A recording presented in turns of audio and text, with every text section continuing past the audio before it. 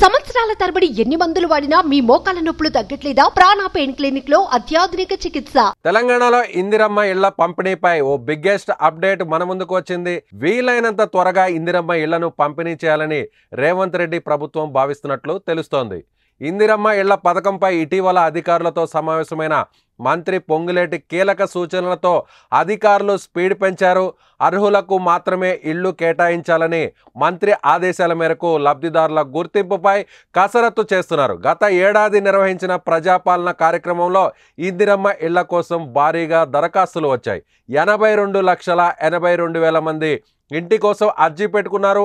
వారిలో అర్హులకు మాత్రమే ఇళ్లు ఇచ్చే విధంగా చర్యలు చేపడుతున్నట్లు తెలుస్తోంది.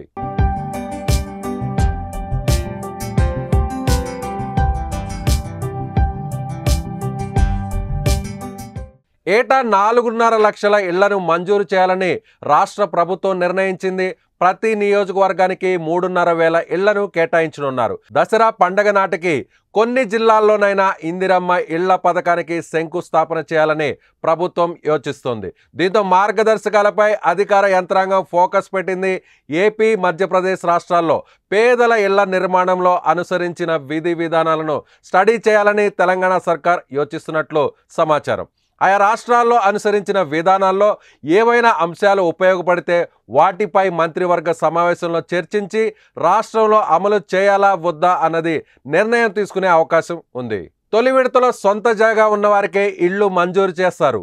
ఇందిరమ్మ ఇండ్ల లబ్ధిదారులకు మొత్తం 4 విడతల్లో 5 లక్షలు చెల్లించనుంది తెలంగాణ ప్రభుత్వం. బేస్మెంట్ పూర్తికి ₹1,00,000, స్లాబ్ లెవెల్కు ₹1,00,000, స్లాబ్ పూర్తయిన తర్వాత మరో 2 లక్షల బిల్లును అందించబోతున్నారు. మొత్తం ఇళ్లు పూర్తయిన తర్వాత మిగిలినటువంటి ₹1,00,000 కూడా చెల్లించబోతున్నారు.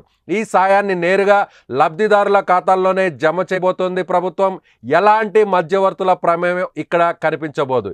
ఏదేమైనా తెలంగాణలో పెద్ద పండుగల్లో ఒకటైన దసరా నాటికి కొన్ని జిల్లాల్లోనైనా ఇందిరమ్మ ఇళ్ల పథకానికి శంకుస్థాపన చేయాలని తెలంగాణ ప్రభుత్వం భావిస్తోంది. అయితే దీనికి ఇంకా 3 నెలల సమయం మాత్రమే ఉండడంతో ఇది సాధ్యం అవుతుందా లేదా అనేది చూడాల్సినటువంటి పరిస్థితి.